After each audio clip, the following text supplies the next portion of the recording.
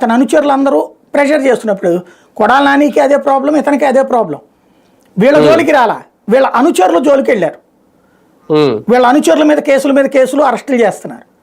అది జనాలకి ఏం సంకేతం వెళ్ళిపోతుంది? అనుచరులకి వాళ్ళ జోలికి వెళ్ళకుండా మన దగ్గరికే వస్తున్నారు. ఏందన్నా మమ్మల్ని వదిలించలేవా, నీ గురించి చేయించుకునేవాడు మాకు చేయించుకోలేవా అనే ఫీలింగ్ వస్తుంది.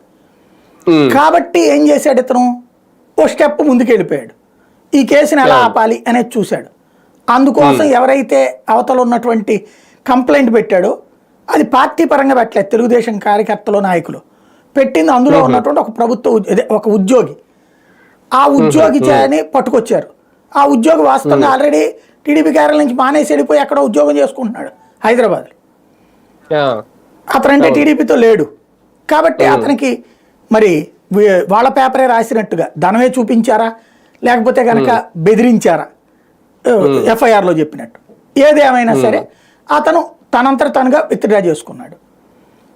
కోర్టుకి వెళ్ళి విత్డ్రా చేసుకున్నాడు. అదేదో రాసి ఇచ్చేస్తే వీళ్ళు వెళ్ళి కోర్టులో సబ్మిట్ చేయడం కాదు, కోర్టుకి వెళ్ళి విత్డ్రా చేసుకున్నాడు. అయితే అది తెలుగుదేశాన్ని రెచ్చగొట్టింది. మేము నీ జోలికి రాలా, నిన్ను వదిలేసాం, నీ అనుచరుల జోలికే పోతున్నాం. ఈ అనుచరులందరికీ 32 మంది ముందస్తు బెయిల్ కోసం పిటిషన్ అనమాట. సుప్రీంకోర్టు దాకా వెళ్తే కింద కోర్టులోనే తెచ్చుకోపోయింది.